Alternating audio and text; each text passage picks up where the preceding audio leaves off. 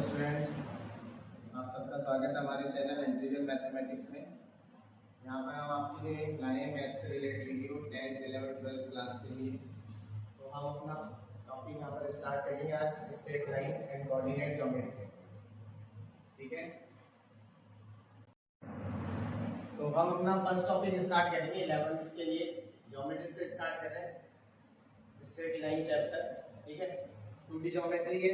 2D geometry में हम 10th class में पढ़ कर आए हैं डिस्टेंस फार्मूला और डिवीजन फार्मूला, और पहले एनसीईआरटी में होता था एरिया ऑफ ट्रायंगल। तो वो तीनों भी यहाँ पर हमारे लिए काम में आते रहेंगे। डिस्टेंस बिटवीन 2 पॉइंट्स हम पढ़कर आते थे, रूट में x1 minus x2 whole square plus y1 minus y2 whole square. 2 points के कोऑर्डिनेट है x1 y1 और x2 y2, तो इनके बीच में जो डिस्टेंस है उसके लिए हमने ये फॉर्मूला पढ़ा था 10th क्लास में, x1 minus x2 whole square plus y1 minus y2 whole square. इसको हम x2 minus x1 plus y2 minus y1 whole square से भी देखते आते हैं, इसमें भी इसी तरह से लिखा रहता है। तो दोनों ही अपने आप में सही है, चाहे x1 माइनस x2 का होल स्क्वायर लिखें, चाहे x2 माइनस x1 का होल स्क्वायर लिखें। फिर हमने पढ़ा था डिवीजन सेक्शन फार्मूला भी बोल सकते हैं इसको अपन।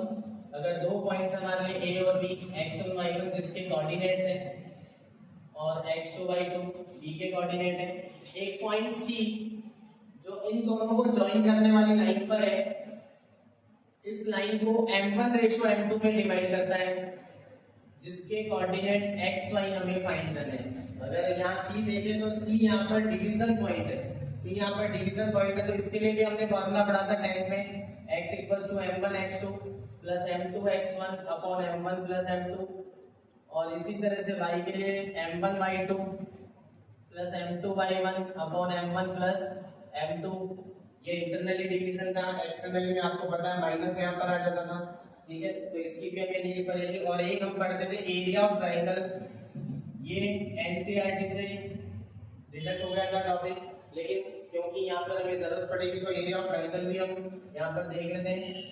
Point x1 y1 x2 y2 और c के कोऑर्डिनेट है x3 y3।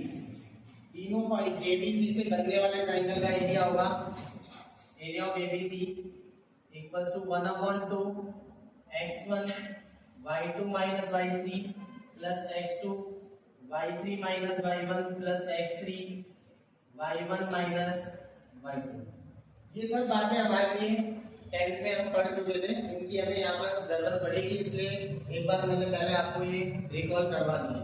हम जो 11th में पहला टॉपिक स्टार्ट करेंगे वो है स्लोप, और स्लोप होता है लाइन का। Slope of line, slope of line, slope को हम हिंदी में बोलते हैं प्रवणता।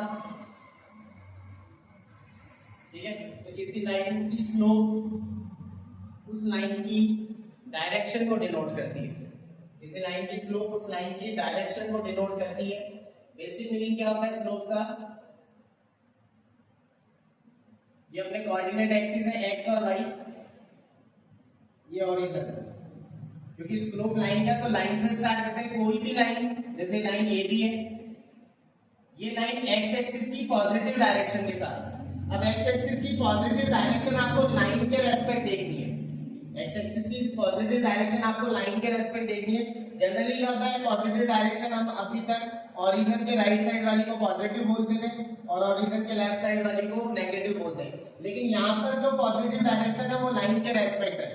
जहां पर लाइन x एक्सिस पर आएगी उसके जो राइट साइड में हुआ लाइन का पार्ट वो पॉजिटिव डायरेक्शन, और लेफ्ट साइड में बचा वो नेगेटिव डायरेक्शन। चाहे लाइन इधर आए तो लाइन के इस तरफ ये जो x एक्सिस का पार्ट है ये पूरा पॉजिटिव है, पीछे जो रह गया वो नेगेटिव है।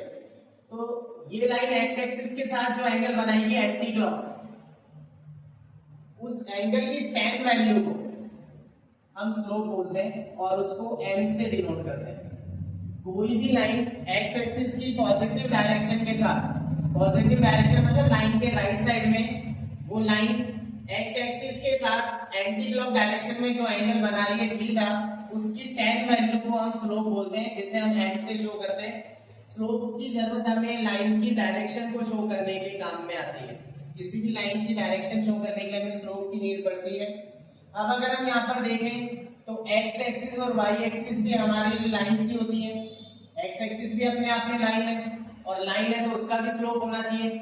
तो एक्स एक्सिस का स्लोप क्या होगा ये निकालने के लिए एक्स एक्सिस का खुद के साथ कितना एंगल होगा, क्योंकि स्लोप निकालने के लिए एंगल हमें सिर्फ एक्स एक्सिस के साथ ही चाहिए। स्लोप निकालने के लिए हमें एंगल सिर्फ एक्स एक्सिस के साथ चाहिए। तो एक्स एक्सिस खुद के साथ 0 डिग्री का एंगल बनाएगा, तो स्लोप ऑफ एक्स एक्सिस हो जाएगा m equals to tan 0 degree, जो 0 होगा। तो एक्स एक्सिस का स्लोप हमारे लिए 0 हुआ, इसकी हमें क्वेश्चंस में जरूरत पड़ती रहेगी। और फिर देखिए slope of Y axis, Y axis का स्लोप निकालने के लिए आपको बताया मैंने कि एंगल हमेशा एक्स के साथ ही होना चाहिए लाइन का। तो वाई एक्सिस एक्स के साथ कितने डिग्री का एंगल बनाएगा, 90 डिग्री। तो उसका स्लोप हो गया m equals to tan 90 degree. और tan 90 डिग्री नॉट डिफाइंड है, अपन बोलते हैं इनफाइनाइट। इनफाइनाइट की जब हम कैलकुलेशन करेंगे तो 1/0 लेकर करेंगे। तो आप ये ध्यान रखना वाई एक्सिस का स्लोप होगा इनफाइनाइट या 1/0। ऐसी कोई लाइन एक्स एक्सिस के पैरेलल हो, ये लाइन एक्स एक्सिस के पैरेलल है, parallel to X axis, X X के समांतर। तो पैरेलल टू एक्स एक्सिस भी एक्स के साथ 0 ही बनाएगी। तो जो स्लोप एक्स एक्सिस का है, जो स्लोप एक्स एक्सिस का है वही slope parallel to X axis का भी होगा। और जो स्लोप वाई एक्सिस का है वही slope parallel to Y axis का भी होगा, पैरेलल टू वाई एक्सिस। तो आप ये ध्यान रखना स्लोप ऑफ एक्स एक्सिस 0 होगा और slope of Y axis infinite होगा। और लाइन जो एक्स एक्सिस के पैरेलल होगी उसका स्लोप भी 0 और लाइन जो पैरेलल होगी वाई एक्सिस के उसका स्लोप भी इनफाइनाइट। ठीक है, अब आगे जब हम इस चैप्टर में चलेंगे तो हम स्लोप कितने तरह से निकालते हैं, ऐसा ये तो एंगल की फॉर्म में था, आगे भी हम स्लोप निकालने के 2 फॉर्मूले पढ़ेंगे। ठीक है, तो आगे की बात करते हैं। थीटा का slope m equals to tan theta होता है और थीटा वहां पर x एक्सिस की पॉजिटिव डायरेक्शन के साथ बना हुआ एंगल था। स्लोप के हम यहाँ 3 फॉर्मूले पढ़ेंगे, वो एंगल की फॉर्म में था। अब हम पढ़ रहे हैं कोऑर्डिनेट की फॉर्म में slope. Slope of A line, slope of A line which passes through 2 points A x1 y1 and B x2 y। उस लाइन का स्लोप जो 2 गिवन पॉइंट से पास होती है। वैसे तो कोई भी लाइन हमें पता है इनफाइनाइट पॉइंट से पास हो सकती है, लेकिन एटलीस्ट लाइन के लिए स्लोप निकालने के लिए हमें 2 पॉइंट्स उससे चाहिए।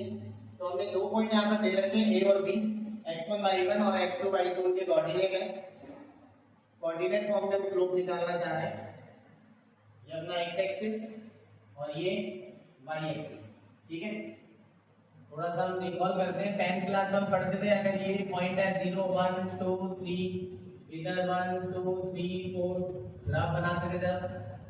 ठीक है, अगर इस पॉइंट को देखूंगा यहाँ पर P पॉइंट, तो इसके कोऑर्डिनेट कितने हैं 2, 3 2, 3, यानी ये वाली डिस्टेंस 2 है और ये वाली डिस्टेंस कितनी है 3, यानी जो x कोऑर्डिनेट है वो यहाँ पर डिनोट होगा y कोऑर्डिनेट।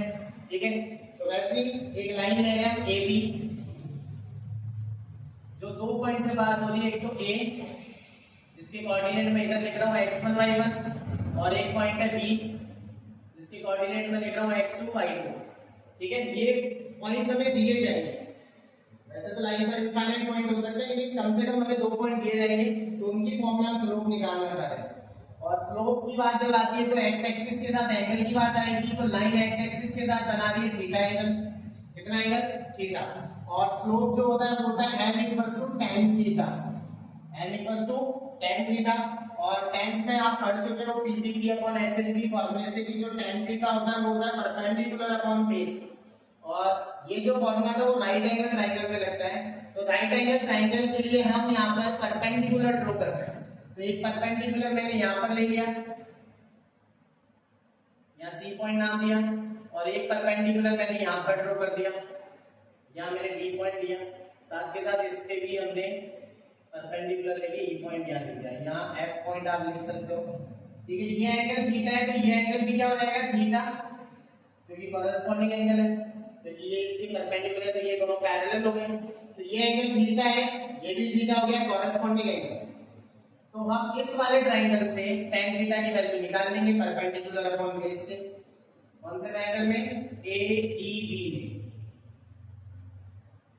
तो थीटा के सामने आपने पढ़ा है ये परपेंडिकुलर होगा BE और बेस हो जाएगा आपका AE।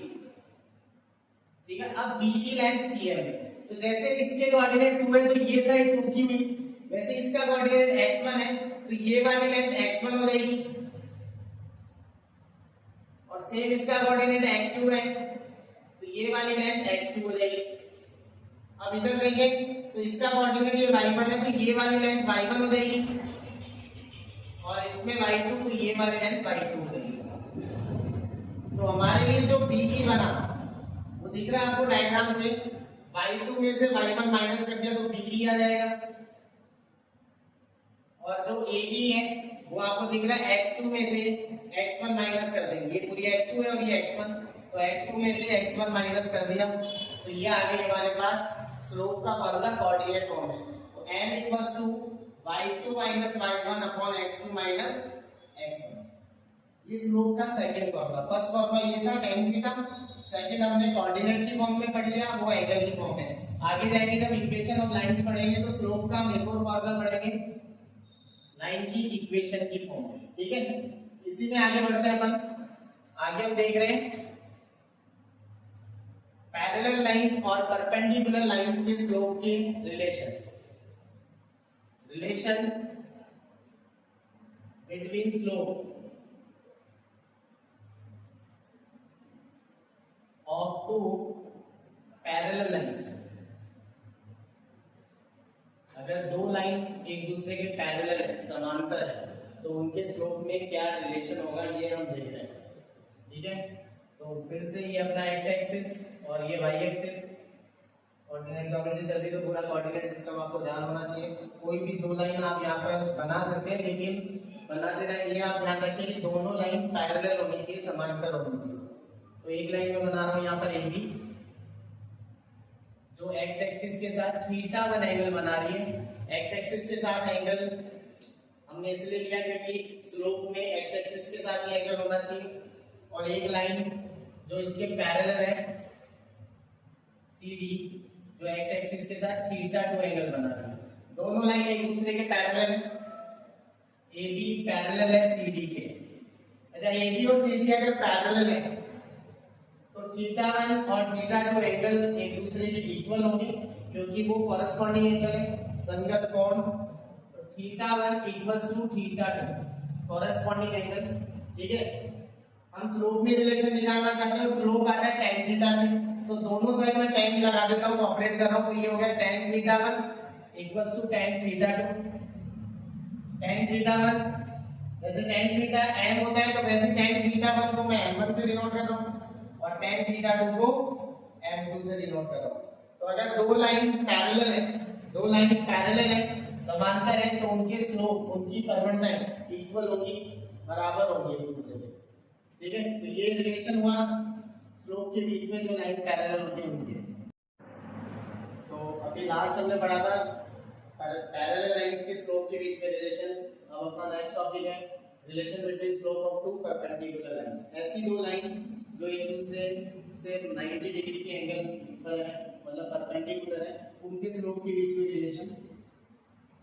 ये अपना x एक्सिस, ये y एक्सिस, और इधर एक लाइन AB कुछ इस तरह से है जो x एक्सिस के साथ θ1 एंगल बना रही है। एंगल x एक्सिस के साथ आपको शो करना ही है, क्योंकि स्लोप की बात चल रही है तो x एक्सिस के साथ एंगल होना चाहिए। और एक लाइन CD जो इसके परपेंडिकुलर है, ये CD लाइन जो AB के साथ परपेंडिकुलर है 90 डिग्री के एंगल पर। साथ के साथ इस लाइन का खुद का जो स्लोप है वो बताने के लिए x एक्सिस के साथ θ2 एंगल पर है।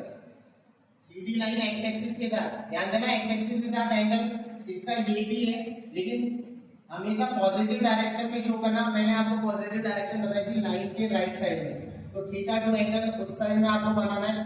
केबी के राइट साइड में थीटा वन एंगल बनाना है, तो दोनों एक्स एक्सिस के साथ थीटा वन और थीटा टू एंगल बना रहे हैं और दोनों के बीच में 90 डिग्री का एंगल है, यानी परपेंडिकुलर है AB और CD, एक दूसरे के क्या है, परपेंडिकुलर।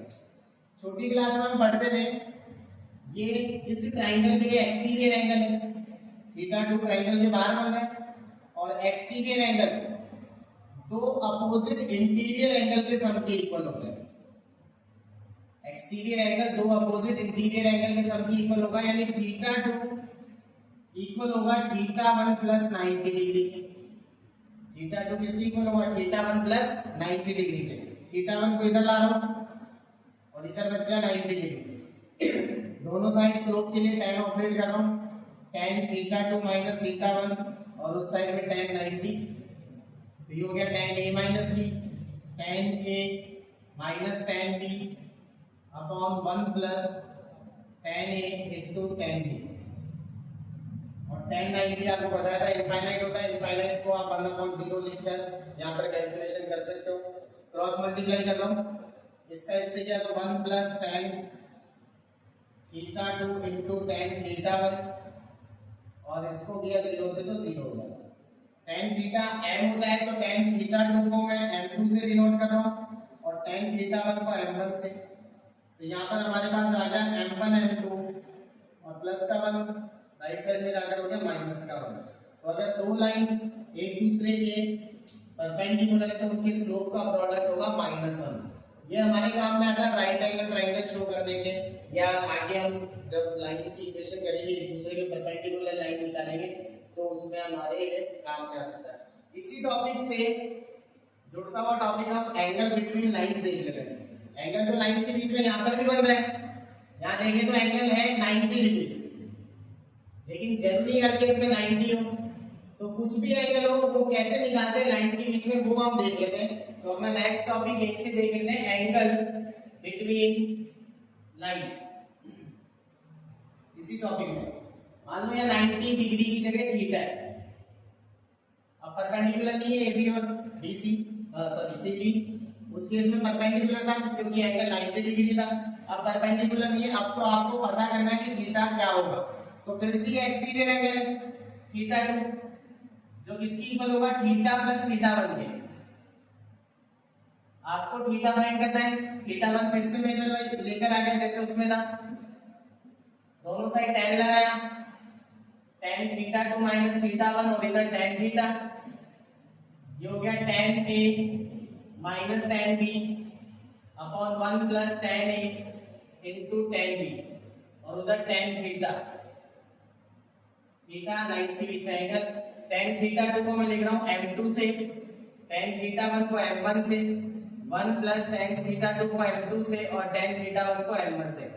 ये इक्वल में tan थीटा मैं इधर लिख देता हूँ, और इस पर हमने क्या लगा दिया है, मॉड्यूलस, क्योंकि मॉड्यूलस हटेंगे तो दो साइन आएगा हमारे पास, एक प्लस का और एक माइनस का। वैसे मॉड्यूलस के अंदर वाली वैल्यू तो प्लस की होगी, लेकिन मॉड्यूलस जब हटता है तो कैलकुलेशन वाइज दो साइन, एक प्लस और एक माइनस लेकर आता है। प्लस माइनस क्या इंडिकेट करता है, देखो लाइंस के बीच में एंगल तो यहाँ पर भी है, लेकिन एंगल तो ये भी है, तो दो एंगल्स बनते हैं लाइंस के बीच में। जब भी दो लाइन इंटरसेक्ट करती है तो दो एंगल बनते हैं हमेशा, एक ये और एक ये और ये तो वैसे इक्वल हो जाते हैं, और ये वैसे इक्वल हो जाता है। तो कट तो चार एंगल रहे हैं, लेकिन वो दो इक्वल होते हैं, तो मेनली दो एंगल बने, एक यहाँ पर और एक यहाँ पर। तो एक एंगल उनमें से एक्यूट होगा यानी न्यून कोण, और एक एंगल होगा ऑब्ट्यूज अधिक कोण। तो जब हम मॉड्यूलस हटाकर प्लस माइनस लगाते हैं तो प्लस वाला साइन एक्यूट एंगल को शो करता है जो फर्स्ट क्वाड्रेंट में होगा, जिसमें tan थीटा प्लस का होगा, इसलिए प्लस साइन लगाते हैं। और ऑब्ट्यूज एंगल 90 डिग्री से ज्यादा होता है तो वो सेकंड क्वाड्रेंट में आ जाएगा, और सेकंड क्वाड्रेंट में tan नेगेटिव होता है, इसलिए हम वहां माइनस साइन लगा देते हैं। तो दो लाइंस के बीच में एंगल निकालने का फार्मूला ये होता है, मॉड्यूलस हट के प्लस माइनस आता है। इसको और सॉल्व करके हम आगे लिख सकते हैं, theta equals to tan inverse, दोनों साइड tan से इनवर्स से ऑपरेट किया, तो tan inverse m2 minus m1 upon 1 plus m2 m1। Inverse function आप 12th में पढ़ोगे, अभी डायरेक्ट आप ध्यान रखो कि इसको हम इस तरह से भी शो कर सकते हैं। तो हम स्लोप पर एक एग्जांपल देखते हैं, जो अभी हमने फॉर्मूला पढ़ा उस पर एक एग्जांपल देखते हैं। ये चार वर्टिसेस से पैरेललोग्राम बन रहा है। इनको 10th में हमने डिस्टेंस फॉर्मूले से पैरेललोग्राम शो करते थे, आपको ध्यान हो। पैरेललोग्राम शो करने के लिए हम चारों साइड निकालते थे, ये और फिर डायगोनल्स निकालते थे। लेकिन अब ये फॉर्मूला आपको यूज नहीं करना है, आपको लिखा है साफ साफ, without using distance formula show that these points are the vertices of parallelogram. तो स्लोप की हेल्प से करना है, इससे आप ये भी समझ पाएंगे कि स्लोप किस तरह से निकालते हैं। जो गिवन पॉइंट है उनको हम एबीसीडी नाम दे देते हैं। ये तो ए हो गया, ये बी हो गया, ये सी और ये डी। ये ग्राफ डायग्राम हम इधर बना लेते हैं। एबीसीडी, ए हो गया यहाँ पर -2 -1, बी हो गया 4, 0, सी हो गया 3, 3 और डी -3, 2। इसको पैरेललोग्राम शो करने के लिए हम ये शो करेंगे कि अपोजिट साइड पैरेलल है, और अपोजिट साइड तब पैरेलल होती है, अभी हमने फॉर्मूला देखा कि अगर इसका स्लोप इसके इक्वल हो गया, दो लाइंस का अगर स्लोप इक्वल है तो वो लाइन एक दूसरे के पैरेलल हो जाएगी। तो हम क्या करेंगे, हम एबी का स्लोप निकालेंगे और सीडी का स्लोप निकालेंगे। अगर वो स्लोप इक्वल आ गया तो ये पैरेलल हो जाएगी। ऐसे बीसी का और एडी का स्लोप निकालेंगे, वो भी अगर इक्वल आ गया तो ये पैरेलल हो जाएंगे।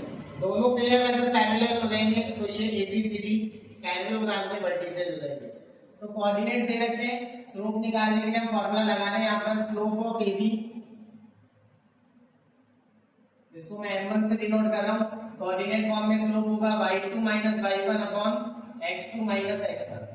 ये हो जाएगा यहाँ पर x1 y1 और b हो जाएगा x2 y2। तो y2 हो गया 0 और y1 हो गया -1, तो प्लस हो गया, x2 हो गया 4 और x1 हो गया -2, तो माइनस माइनस प्लस, तो ये हो गया 1/6।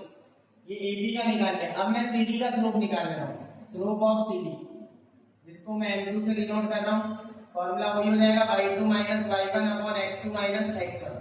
फर्स्ट वैल्यू C में से हो जाएगी, इस बार ये x1 y1 ले लेते हैं अपन, और ये हो गया अपना x2 y2। तो y2 हो गया 2 और y1 हो गया 3 अपॉन x2 हो गया -3 और x1 हो गया 3। ये हो गया माइनस का 1 और नीचे माइनस का 6, माइनस से माइनस कैंसिल, तो m1 किसके इक्वल आ गया, m2 के। और दो लाइंस के अगर स्लोप इक्वल है तो वो एक दूसरे के पैरेलल होगी, AB पैरेलल हो गया CD के। इसी तरह से हम BC और AD का स्लोप देखेंगे हम। तो अब निकालते हैं अपन स्लोप ऑफ BC, जिसको मैं m3 से डिनोट कर रहा हूँ। वही formula y2 - y1 upon x2 - x1। तो फर्स्ट वैल्यू B में से ले लेते हैं, x1 y1, और सेकंड C में से x2 y2। यहाँ रख देते हैं y2 की जगह 3 माइनस y1 की जगह अपना आ गया 0, x2 की जगह हो गया 3 और x1 की वैल्यू यहाँ पर है 4, ठीक है। तो ऊपर हो गया 3 और नीचे -1, तो इसका स्लोप आ गया -3। अब स्लोप ऑफ AD निकाल लेते हैं, इसको हम m4 से डिनोट कर रहे हैं। फॉर्मूला ये हो जाएगा y2 - y1 upon x2 - x1। First value A में से आ जाएगी x1 y1 और सेकंड B में से x2 y2। तो y2 हो गया अपना 2 माइनस y1 -1, तो minus minus plus upon x2 हो गया -3 माइनस x1 हो गया -2, तो माइनस माइनस प्लस, ऊपर 3 नीचे -1, तो ये भी -3 आ गया। तो फिर से इनके स्लोप इक्वल आ गया, m3 = m4। तो BC किसके पैरेलल हो गया, AD के। तो AB CD के और BC AD के। तो ABCD पैरेललोग्राम के वर्टिसेस हो गए। So ABCD are vertices of parallelogram. अब मान लो इसी क्वेश्चन में आपको बोल देता कोई सी भी दो लाइन, अगर एंगल हम नेक्स्ट इसी में समझ लेते हैं कि दो लाइन के बीच में एंगल कैसे निकालते हैं। मान लो आपसे बोल रहा है कि AB लाइन और AD के बीच में एंगल निकालें, फाइंड एंगल बिटवीन AB और AD। इन दोनों के बीच में हमें एंगल निकालना है, AB और AD के बीच में, ठीक है। तो पहले हमें इनके स्लोप चाहिए होंगे। AB का स्लोप हमने पहले निकाल लिया m1, जो कि 1/6, इसको m1 से लिख रहा हूं मैं यहाँ पर।